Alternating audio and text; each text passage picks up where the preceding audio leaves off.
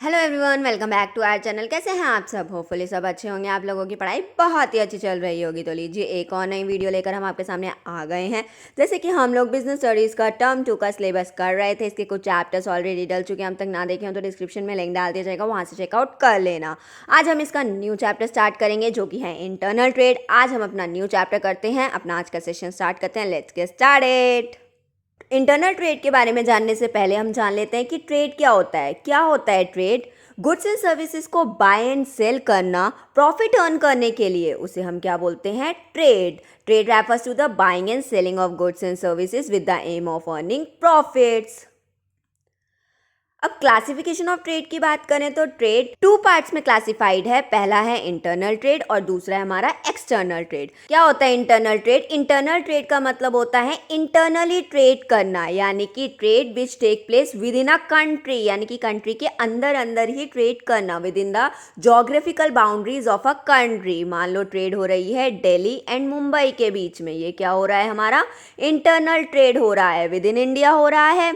और ट्रेड आपको पता ही है, ट्रेड क्या होता है? बाइंग एंड सेलिंग करना, गुड्स एंड सर्विसेज का प्रॉफिट अर्न करने के लिए, उसे हम ट्रेड बोलते हैं। तो इंटरनल ट्रेड क्या हुआ? जब with in the geographical boundaries of a country होता है तो वो हमारा इंटरनल ट्रेड होता है। इंटरनल ट्रेड को हम डोमेस्टिक ट्रेड और होम ट्रेड भी बोलते हैं। और बात करें एक्सटर्नल ट्रेड की, तो एक्सटर्नल ट्रेड क्या होता है? जब दो या दो से ज़्यादा कंट्रीज के बीच में ट्रेड हो रहा होता है, गुड्स एंड सर्विसेज का बाइंग एंड सेलिंग हो रहा होता है दो या दो से ज़्यादा कंट्रीज के बीच में, तो उसे हम बोलते हैं एक्सटर्नल ट्रेड। मान लो इंडिया एंड नेपाल के बीच में हो रहा है या फिर इंडिया एंड जापान के बीच में हो रहा है, ये सब क्या है? हमारा एक्सटर्नल ट्रेड है।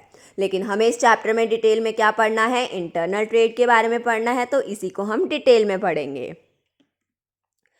तो इंटरनल ट्रेड के बारे में हम बात कर रहे थे, आपको मीनिंग समझ आ गया है। इंटरनल ट्रेड क्या होता है? बाइंग एंड सेलिंग होती है गुड्स एंड सर्विसेज की with in the boundaries of a nation, उसे हम बोलते हैं इंटरनल ट्रेड। और इस ट्रेड पे, इंटरनल ट्रेड पे किसी भी तरीके का कस्टम ड्यूटी और इम्पोर्ट ड्यूटी लेवी नहीं होता है। और payment has to be made in legal tender of the country, यानी कि जो पेमेंट की जाएगी इंटरनल ट्रेड में वो क्या होगी? लीगली अप्रूव्ड होनी चाहिए, लीगली एक्सेप्टेबल होनी चाहिए, यानी कि उस मोड में पेमेंट की जाएगी जो कि कंट्री के लिए लीगली एक्सेप्टेबल, लीगली अप्रूव्ड हो। सारी पेमेंट्स उस मोड में की जाएगी। मान लो इंडिया में रुपीज़ चलते हैं तो सारी पेमेंट रुपीज़ में या चेक में, यानी कि जो भी मोड ऑफ पेमेंट होगा लीगली एक्सेप्टेबल, लीगली अप्रूव्ड होगा, उसी में पेमेंट की जाएगी। नेक्स्ट बात करते हैं types of internal trade. Internal trade की क्या क्या टाइप्स हैं? इंटरनल ट्रेड के दो टाइप्स हैं। पहला है होलसेल ट्रेड और दूसरा है रिटेल ट्रेड। होलसेल ट्रेड और रिटेल ट्रेड आप लोगों ने बहुत बारी नाम सुने होंगे, होलसेल एंड रिटेल। तो होलसेल क्या होता है? होलसेल का मतलब होता है बल्क में बाय एंड सेल करना गुड्स एंड सर्विसेज को, उसे हम क्या बोलते हैं? होलसेल ट्रेड बोलते हैं। जब buying and selling of goods and services होती है इन लार्ज क्वांटिटीज, किस में होती है? याद रखना, होलसेल में क्या होता है? लार्ज क्वांटिटीज में गुड्स एंड सर्विसेज का बाइंग एंड सेलिंग होता है। किस पर्पस के लिए? रीसेल पर्पस के लिए, उसे हम क्या बोलते हैं? होलसेल ट्रेड बोलते हैं।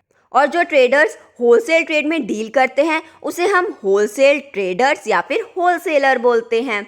और रिटेल ट्रेड क्या होता है? बाइंग एंड सेलिंग होती है गुड्स एंड सर्विसेज की इन रिलेटिवली स्मॉल क्वांटिटीज में, यानी कि गुड्स एंड सर्विसेज इसमें बाइंग एंड सेलिंग करे जाते हैं स्मॉल लॉट्स में, छोटे छोटे लॉट्स में। और ये इसका पर्पस क्या होता है? ये डायरेक्टली गुड्स किसको प्रोवाइड करते हैं? कंज्यूमर को गुड्स प्रोवाइड करते हैं। रिटेल ट्रेड में गुड्स जो प्रोवाइड किए जाते हैं वो कंज्यूमर को प्रोवाइड किए जाते हैं। एक होलसेलर कंज्यूमर से डील नहीं करता है। कंज्यूमर से डील कौन करता है? रिटेलर करता है। रिटेल ट्रेड में किया जाता है। जो ट्रेडर रिटेल ट्रेड में डील करता है उसे हम रिटेलर बोलते हैं। प्रोड्यूसर से गुड्स कंज्यूमर तक कैसे पहुंचते हैं? क्या डायरेक्टली प्रोड्यूसर से गुड्स कंज्यूमर तक पहुंच जाते हैं? नहीं।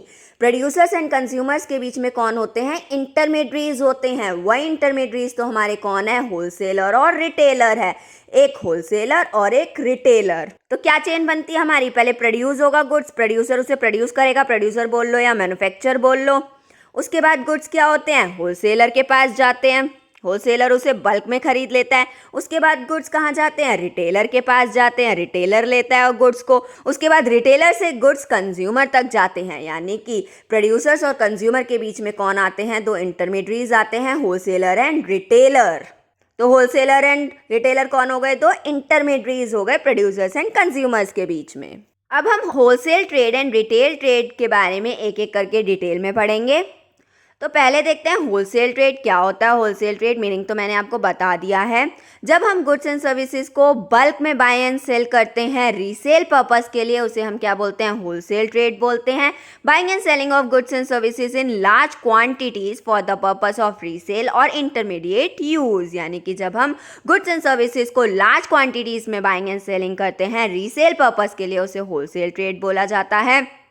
एंड मैंने आपको एक चेन बताई थी कि मैन्युफैक्चरर जो कि प्रोड्यूसर होते हैं, यानी कि जो गुड्स को प्रोड्यूस या मैन्युफैक्चर करते हैं, आपको पता है ना मैन्युफैक्चरर एंड प्रोड्यूसर्स एक ही बात है, तो वो डायरेक्टली तो कंज्यूमर तक गुड्स नहीं पहुंचाते हैं। इनके बीच में क्या होते हैं? कुछ इंटरमीडिएट्स होते हैं। कौन कौन से इंटरमीडिएट्स होते हैं? एक होलसेलर होता है और एक रिटेलर होता है। मैन्युफैक्चरर जो कि गुड्स को प्रोड्यूस करते हैं, मैन्युफैक्चर करते हैं, उनसे गुड्स कौन लेता है? होलसेलर लेता है बल्क में। और उसके बाद स्मॉल लॉट्स में, छोटी छोटी क्वांटिटीज़ में अलग अलग रिटेलर्स को गुड्स सेल करता है होलसेलर। उसके बाद रिटेलर से गुड्स कौन लेता है? कंज्यूमर लेता है, यानी कि कंज्यूमर तक गुड्स कौन पहुंचा रहा है? रिटेलर पहुंचा रहा है। और रिटेलर तक गुड्स कौन पहुंचा रहा है? होलसेलर पहुंचा रहा है। और होलसेलर गुड्स कहाँ से ले रहा है? मैन्युफैक्चरर से ले रहा है। तो ये हमारी चेन होती है। तो आपने क्या देखा कि होलसेलर किस किस के बीच में लिंक है? होलसेलर, मैन्युफैक्चरर और रिटेलर के बीच में क्या है? लिंक है, क्योंकि होलसेलर मैन्युफैक्चरर से गुड्स लेकर के रिटेलर तक गुड्स पहुंचा रहा है। तो होलसेलर क्या है? Serve as an important link between manufacturers and retailers. और क्या करता है होलसेलर? बल्क में मैन्युफैक्चरर से गुड्स लेता है और स्मॉल लॉट्स में गुड्स किसको सेल करता है? रिटेलर को सेल करता है। They purchase in bulk and sell in small lots to the retailers. They undertake various activities. और होलसेलर बहुत सारी और एक्टिविटीज भी परफॉर्म करता है, जैसे कि पैकिंग इनटू स्मॉल लॉट, छोटे छोटे लॉट्स में पैक करना, या स्टोरेज फैसिलिटीज। अब बल्क में वो गुड्स को लेगा तो उसे कहीं स्टोर करके भी रखना पड़ेगा, किसी वेयर हाउस वगैरह में, तो स्टोरेज एक्टिविटी भी परफॉर्म करनी पड़ती है होलसेलर को। Transportation, collection of market information भी कलेक्ट करता है, गुड्स का प्रमोशन भी करता है, ग्रेडिंग ऑफ प्रोडक्ट्स भी करता है। ये कुछ एक्टिविटीज हैं जो कि होलसेलर को परफॉर्म करनी होती हैं। अब बात करते हैं सर्विसेज ऑफ होलसेलर। होलसेलर किस किस को सर्विसेज प्रोवाइड करता है? होलसेलर क्या होता है? मैन्युफैक्चरर और रिटेलर के बीच में लिंक होता है। तो होलसेलर कुछ सर्विसेज मैन्युफैक्चरर को प्रोवाइड करता है और कुछ सर्विसेज रिटेलर्स को प्रोवाइड करता है। पहले बात करते हैं सर्विसेज टू मैन्युफैक्चरर। मैन्युफैक्चरर को क्या क्या सर्विसेज प्रोवाइड करता है होलसेलर? मैन्युफैक्चरर कौन होता है? जो कि गुड्स प्रोड्यूस करता है, मैन्युफैक्चर करता है। तो पहली सर्विस क्या है हमारी? Facilitating large scale production. आपको पता है मैन्युफैक्चरर क्या करता है? प्रोडक्शन करता है, वो बल्क में प्रोडक्शन करता है। और मैन्युफैक्चरर बल्क में प्रोडक्शन क्यों कर पाता है? क्योंकि उसे पता है कि जो होलसेलर है वो उससे बल्क में प्रोडक्ट ले लेगा। जब भी मैन्युफैक्चरर बल्क में प्रोडक्ट प्रोड्यूस कर पाता है, यानी कि लार्ज स्केल प्रोडक्शन फैसिलिटेट करता है होलसेलर, तभी मैन्युफैक्चरर इतनी प्रोडक्शन कर पाता है, क्योंकि उसके पास होलसेलर का सपोर्ट होता है।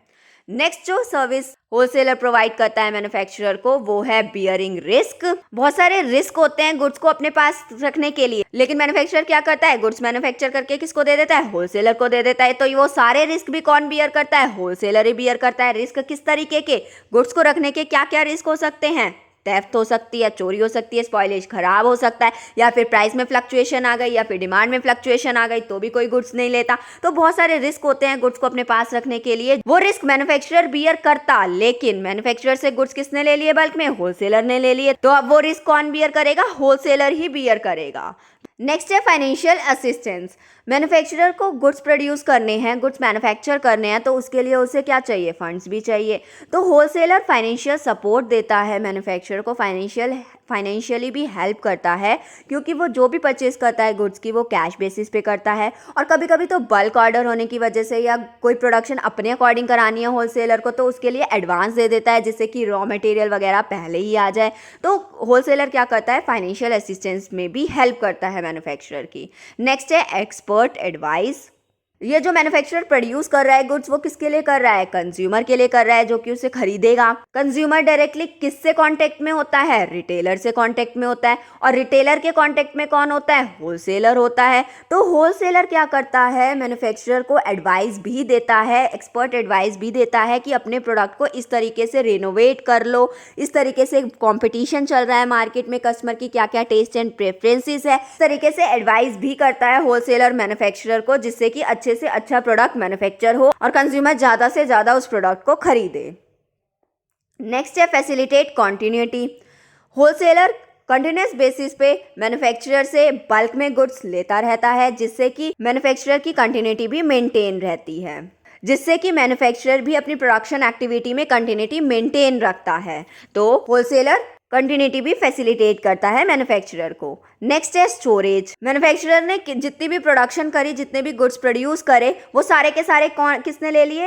होलसेलर ने ले लिए। अब होलसेलर ने सारे गुड्स ले लिए तो मैन्युफैक्चरर को तो स्टोर करने की जरूरत ही नहीं पड़ी, कोई स्टॉक मेंटेन करने की जरूरत ही नहीं पड़ी, क्योंकि सारे के सारे गुड्स किसने ले लिए? बल्क में होलसेलर ने ले लिए।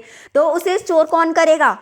होलसेलर करेगा। होलसेलर अपने वेयर हाउसेस में उसे स्टोर करके रखेगा। तो मैन्युफैक्चरर के पास किसी भी तरीके की स्टोरेज की प्रॉब्लम भी नहीं रहती है, क्योंकि वो कोई भी स्टॉक मेंटेन नहीं करता है। उससे सारा स्टॉक कौन ले लेता है? होलसेलर ले लेता है, और होलसेलर ही उसे स्टोर करके रखता है अपने वेयर हाउस में।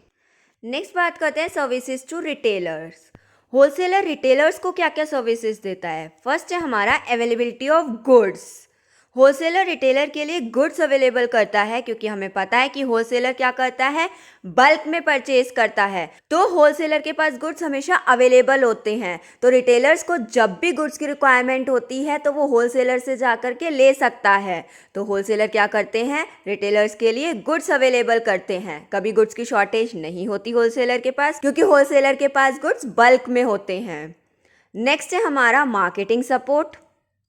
होलसेलर रिटेलर को मार्केटिंग सपोर्ट भी देता है, मार्केटिंग हेल्प भी करता है। किस तरीके से? क्योंकि मार्केटिंग के बहुत सारे फंक्शंस होते हैं, बहुत सारी फैसिलिटीज होती हैं जो परफॉर्म करनी होती है, और वो कौन परफॉर्म करता है? होलसेलर परफॉर्म करता है। जैसे कि एडवर्टीजमेंट करना, ट्रांसपोर्टेशन का, स्टोरेज का, पैकेजिंग का। हमने आगे बात करी थी ना, होलसेलर पैकेजिंग भी करता है, ट्रांसपोर्टेशन, स्टोरेज, ये सारे काम भी करता है, ये सारी एक्टिविटीज भी परफॉर्म करता है।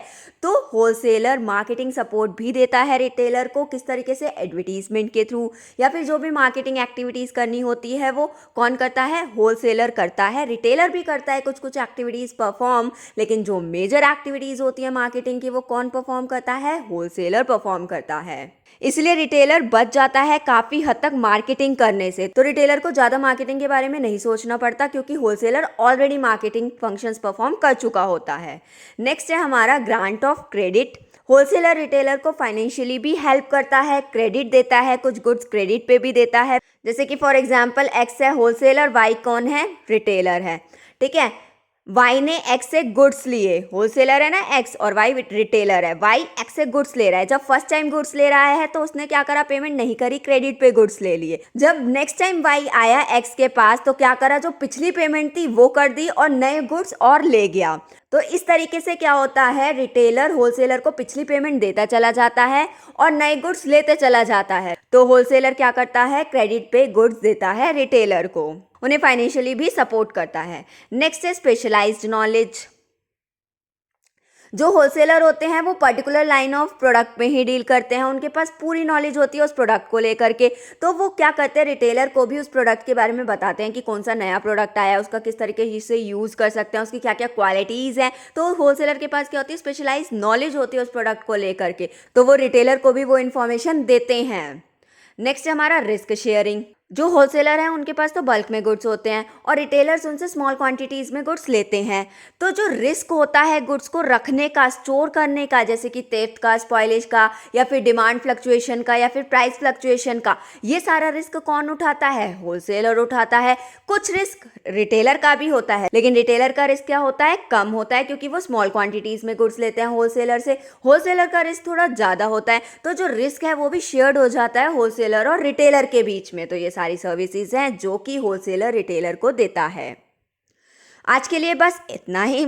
आगे मिलते हैं अपनी नेक्स्ट वीडियो में। इस चैप्टर को नेक्स्ट वीडियो में कोशिश करेंगे कि ख़त्म कर दें। तब तक आप यहाँ तक अपना चैप्टर अच्छे से पढ़ लीजिएगा। और अगर अब तक चैनल को सब्सक्राइब नहीं किया है तो हमारे चैनल को भी प्लीज़ सब्सक्राइब कर लेना, जिससे कि हम कोई भी वीडियो डालते हैं तो आप तक नोटिफिकेशन आ जाएगा और आप जल्दी से जल्दी हमारी वीडियोस देख पाएंगे। और बेल आइकन भी ऑन कर लेना। होपफुली कि हमारी वीडियोस आप लोगों के लिए इन्फॉर्मेटिव होती होंगी, हेल्पफुल होती होंगी। अगर आपको हेल्पफुल एंड इन्फॉर्मेटिव लगती हैं तो प्लीज़ कमेंट करके ज़रूर बताया करिए और वीडियो को ज़रूर लाइक कर देना। साथ ही साथ अपने दोस्तों के साथ भी शेयर करना कि वो भी बिजनेस स्टडीज़ अच्छे से पढ़ लें। बाकी इसी तरीके से हमारे चैनल के साथ जुड़े रहिए और अच्छी तरीके से अपनी पढ़ाई करते रहिए। Thank you so much.